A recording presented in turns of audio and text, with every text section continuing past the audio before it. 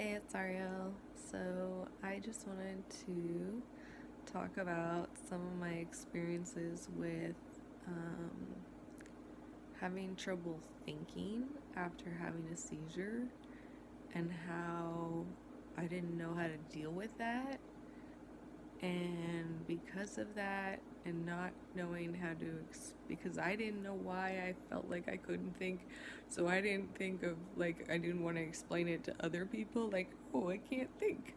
um, so I would just kind of like try to deal on my own, and so some of my behavior seemed kind of strange. Basically, for me, it was during a time that I moved back to my hometown to take care of my mom because she was terminally ill. And so I was living in a little duplex with my mom and my brother, and he was there about half the time. And I was sleeping on the floor of my brother's room. And so, because it was just two rooms, it was very small. And so it was kind of hard to just be there all the time because I would get kind of stir crazy, and with all three of us and stuff, it was just kind of a lot. So um, I kind of couldn't always deal with like how I was feeling. So I would go for a walk. So the other reason was because I would have like a seizure, and at the time I didn't know they were seizures, and I just knew that I was having these sudden weird things happen that were super intense and super real, and like just like what is going on.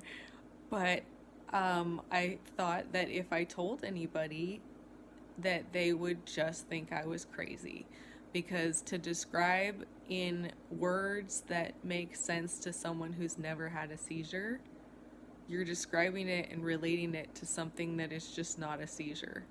I feel like there's no way, if you've never had a seizure, to actually know exactly what somebody's talking about, because I have never experienced what happens during a seizure outside of that. I've dealt with depression and anxiety and PTSD and all kinds of things, and I could tell you, like, if I'm talking to somebody who's had depression, I can explain how it was for me and they can really get it. Well, if you try to talk about a seizure, you have to relate it to things that somebody else knows who's never had a seizure. So it oftentimes ends up sounding psychiatric. And I really just didn't feel like it was. Like, I knew I was depressed and stuff, but I didn't feel like I was crazy. And I just couldn't understand why I was having these weird experiences that would just throw me and just be like, what is going on? Because it was really upsetting and really hard. And it would have nothing to do with what was going on around me or what I was doing. And that made it even more confusing, because it's like, if you were really upset and felt a lot of rage or something, that would make sense. But when I'd be sitting there eating lunch with my mom and suddenly have this like crazy deja vu feeling that made me feel like just it was too real to even like make sense. Like, it was just like it was overwhelming. And so I just didn't know how to deal with that. And I also, so I didn't want to try to explain it to somebody, because like I said, I really thought they would make me go to a psych ward. And it's not that the psych ward's bad, but to go for something that I ended up going for my depression, and that's works. But to go for something else when that's not what you feel is going on, I don't think that's necessarily helpful. So I didn't want to do that. And like I said, I felt like if I were to describe it, it would sound psychiatric. And I think that's one of the difficulties. And I ended up oftentimes just leaving my house, or my mom's little place, because I just felt like so overwhelmed that I needed to get out of where I was. And oftentimes that was the case.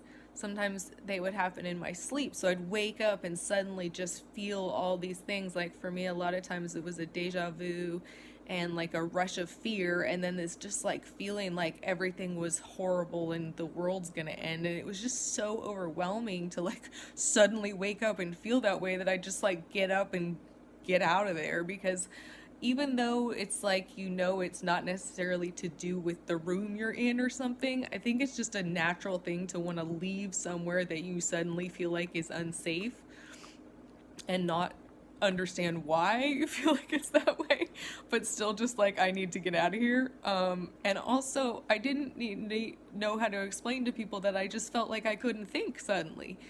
I thought that would come across as really strange too, and that people would just be really confused by that, because I didn't understand why. And I think honestly, since I didn't understand what was going on, I felt like I couldn't tell anyone, because I felt like I was the one who knew it the best.